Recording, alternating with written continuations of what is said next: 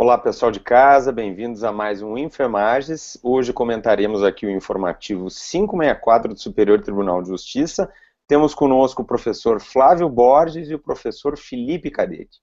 Professor Flávio, seja bem-vindo a essa nossa primeira rodada. Tudo tranquilo por aí? Tudo tranquilo, Gabriel? Olá, Felipe. Olá, alunos Emages. Eu trouxe para essa primeira rodada do informativo 564 do STJ a súmula 537, que trata da possibilidade da seguradora ser condenada diretamente numa denunciação à lide, por exemplo. Perfeito. E professor Felipe, bem-vindo. Tudo bem? Tudo em paz, professor Gabriel. Dando um alô para o pessoal de casa, eu vou comentar a súmula 470 do STJ, que foi recentemente cancelada. Ela trata sobre a legitimidade do Ministério Público, através de ação civil pública, tutelar direitos decorrentes do DPVAT.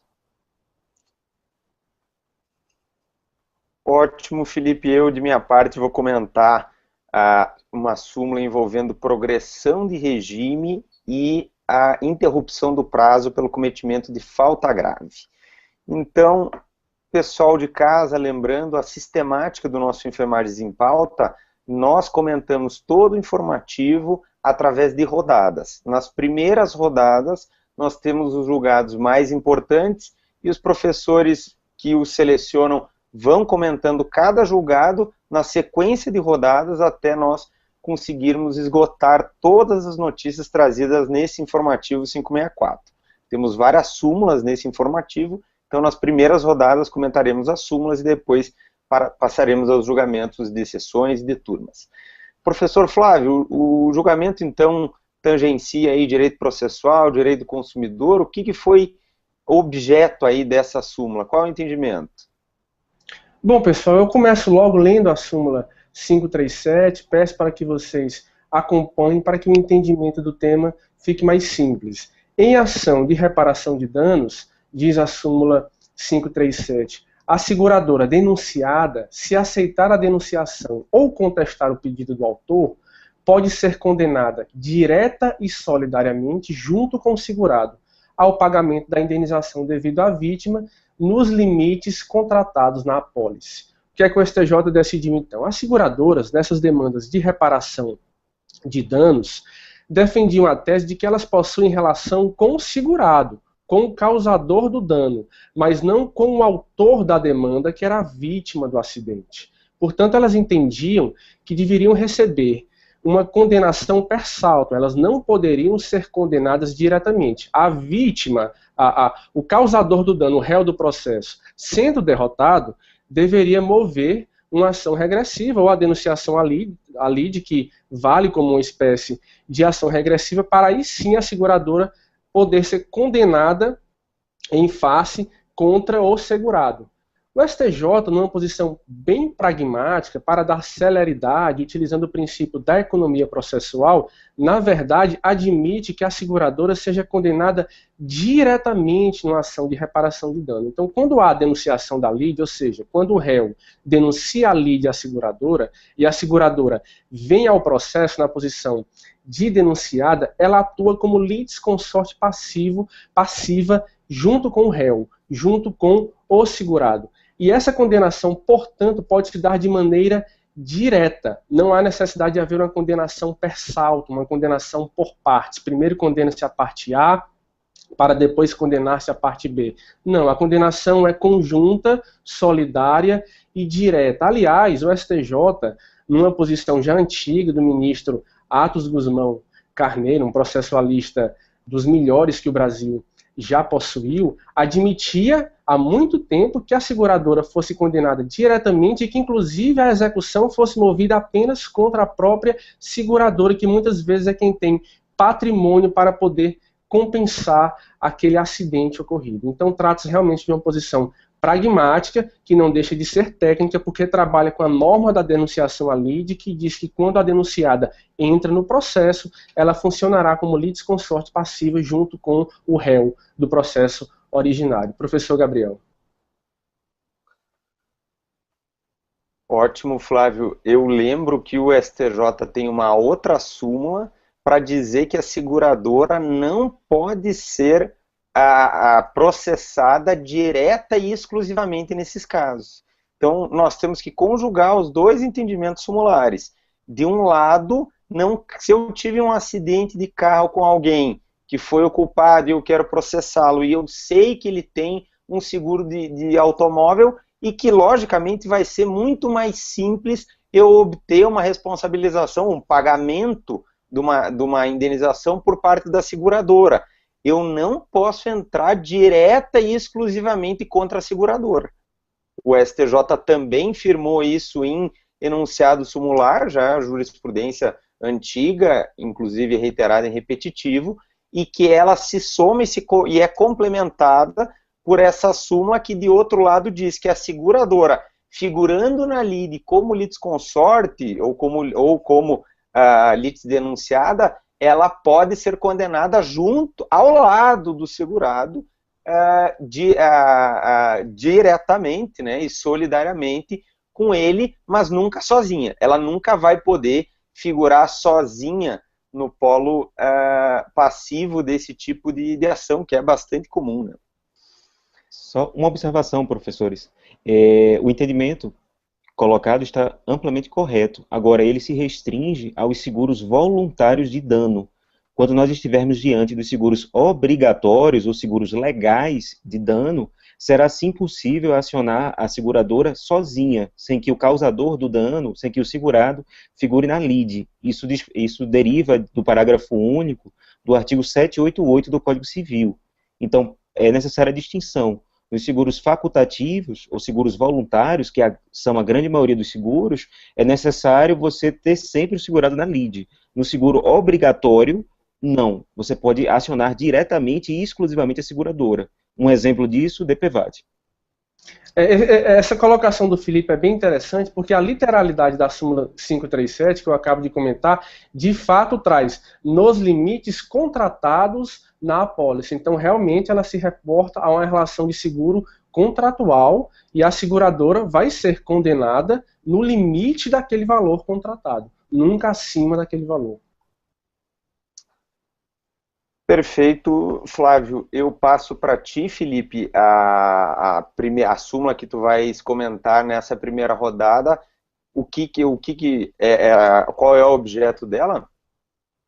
Bom, pessoal de casa e professores, o objeto dela é se o Ministério Público tem ou não legitimidade para pedir, através de ação civil pública, a tutela de direitos e interesses individuais homogêneos disponíveis. Eu repito, disponíveis. Por que isso? Porque, em princípio, o STJ firmou um entendimento que o Ministério Público só teria legitimidade para direitos e interesses individuais homogêneos indisponíveis. Essa, inclusive, foi a razão da súmula 470 do STJ, que foi cancelada. O que é que o STJ excepcionava? As hipóteses em que a própria lei autorizava que o Ministério Público ingressasse com ação civil pública. Um exemplo, direito do consumidor, relações de consumo a despeito de serem, em regra, disponíveis, o Ministério Público tinha legitimidade. O Ministério Público de Goiás perdeu o recurso especial no STJ e ingressou com recurso extraordinário. O Supremo teve um entendimento diametralmente oposto, tendo uma virada jurisprudencial. O Supremo, interpretando o artigo 127 e 129 da Constituição, inciso 3º, ele entendeu que o importante para o Ministério Público ter legitimação, ter legitimidade, não é a disponibilidade ou indisponibilidade do interesse individual. O que é importante? É existir interesse social. E esse interesse social vai estar presente sempre que o direito for indisponível e, eventualmente, quando o direito for disponível. O STF, então, entendeu que o Ministério Público teria, sim, legitimidade para pleitear direitos individuais de vítimas que recebiam a menor indenizações do DPVAT pela seguradora líder, que é a seguradora responsável pelo pagamento. Para exemplificar e para ficar um pouco mais claro, o ministro deu exemplos, o ministro relator Zavascki, deu exemplos de direitos individuais disponíveis que são portadores ou contêm relevante interesse social. Ele exemplificou o DPVAT, que era o objeto da causa, como ele também colocou o exemplo de mensalidades escolares, contratos habitacionais vinculados ao SFH, contratos de leasing, direitos previdenciários, aquisições de imóveis em loteamento. e correção monetária em contas vinculadas ao FGTS. Então, seriam exemplos de direitos individuais disponíveis em que o Ministério Público teria legitimidade diante do relevante interesse social. Eu relembro que para os outros direitos coletivos, o lato sensu, os direitos coletivos, stricto sensu, direitos difusos, não há dúvida, o Ministério Público terá sempre legitimidade. Em suma, é isso. Felipe, é importante o pessoal de casa gravar bem esse critério que é adotado pela jurisprudência do STF e que não poderia deixar de ser seguido pela jurisprudência do STJ e dos demais tribunais, até porque a matéria é de cunho constitucional. Envolve a interpretação dos artigos 127 e 129, que cuidam das atribuições, da legitimação do Ministério Público nas ações civis públicas. E o critério é muito singelo.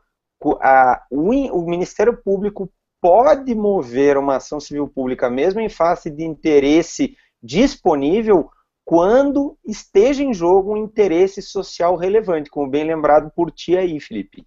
Então, esse é o critério-chave que nós podemos aplicar em inúmeros outros entendimentos. Por exemplo, ações civis públicas em matéria previdenciária. Há ou não há um interesse social relevante a justificar que, mesmo em face de direitos disponíveis de aposentados e pensionistas, possa o Ministério Público ajuizar uma ação coletiva? Por outro entendimento também paralelo, o ajuizamento pelo Ministério Público de ação civil pública contra termos fiscais celebrados pelo governo com empresas, que o Ministério Público reputa prejudicial ao interesse público, ao patrimônio público. É o caso do TARI, ali de Brasília, que também foi julgado pelo Supremo, muito polêmico, e que o Supremo entendeu legítima a atuação do Ministério Público exatamente por conta da presença de um interesse social relevante. Então, essa lembrança que eu faço para o pessoal de casa, e vou avançar aqui para os meus comentários a respeito da primeira súmula desse informativo 564 da matéria penal, a súmula 534 do STJ. O que diz a súmula? A súmula diz que a prática de falta grave interrompe a contagem do prazo para a progressão de regime, a contagem essa que se reiniciará a partir do cometimento dessa infração. Essa súmula cuida de um tema muito interessante e muito polêmico. Havia uma antiga jurisprudência entre a quinta e a sexta turma do STJ, resolvida só no âmbito de embargos de divergência e que depois acabou se consolidando nesse verbete 534 do STJ. Qual que é a discussão? Eu lembro aqui, pessoal, que a progressão de regime prevista no nosso Código Penal, na nossa Lei de Execução Penal, Lei 7.210 de 84, que é a disciplina, ela tem requisitos objetivos e requisitos subjetivos.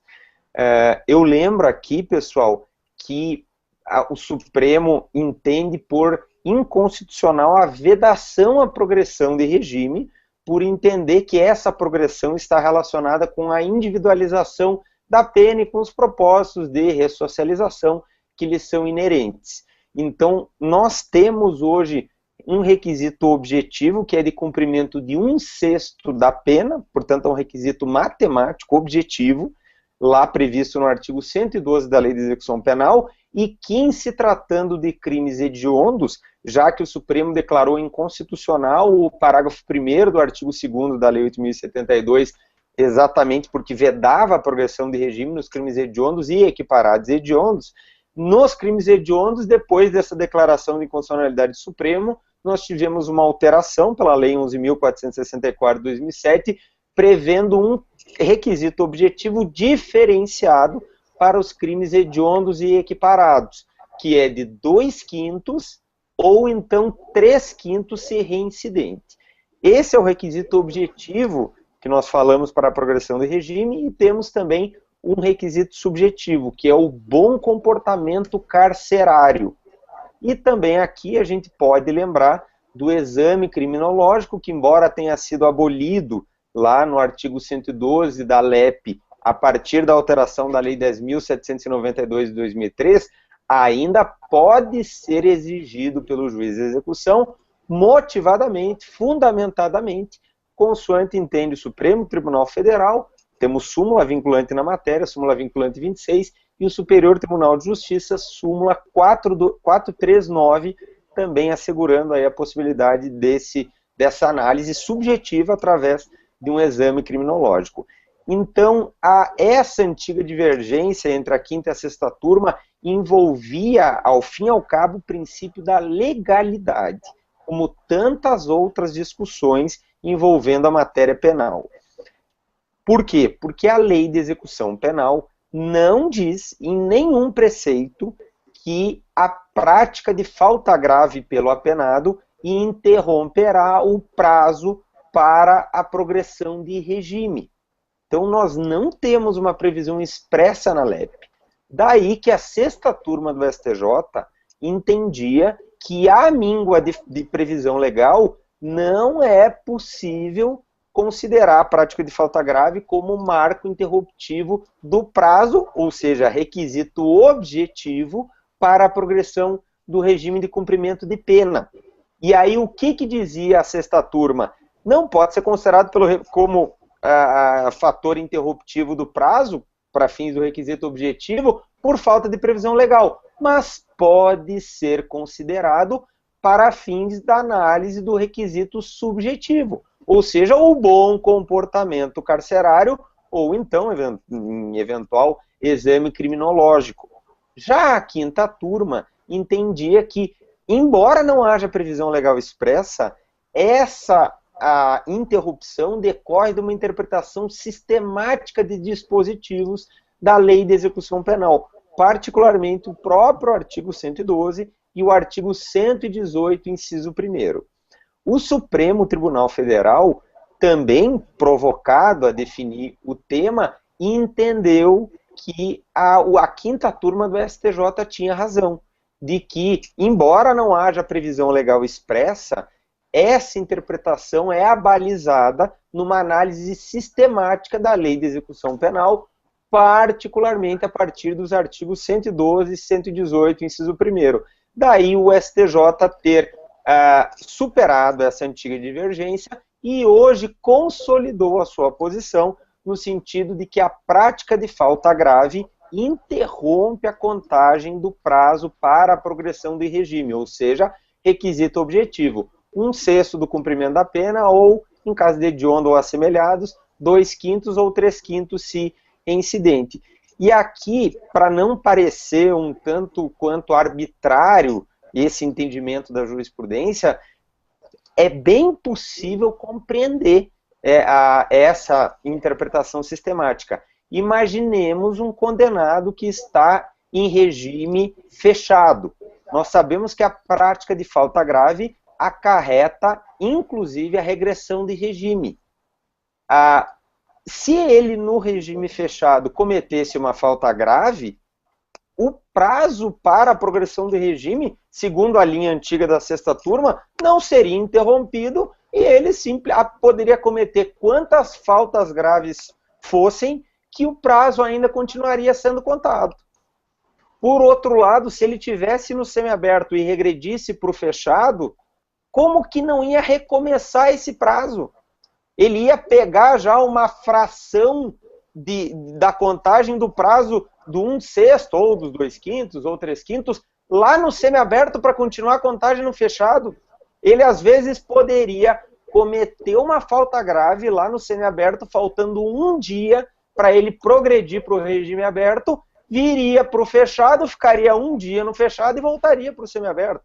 Então, as consequências do entendimento da sexta turma, apesar de estar bem sustentado numa vedação à analogia em Malam Partem, né, numa interpretação restrita, né, em face do princípio da legalidade estrita no âmbito do direito penal, apesar de tecnicamente bem fundamentada, se nós aprofundarmos o raciocínio, nós vemos que as consequências daquele entendimento geravam situações ilógicas.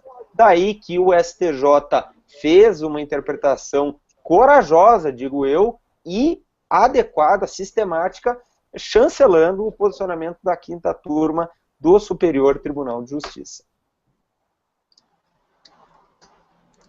Eu apenas chamo a atenção dos alunos.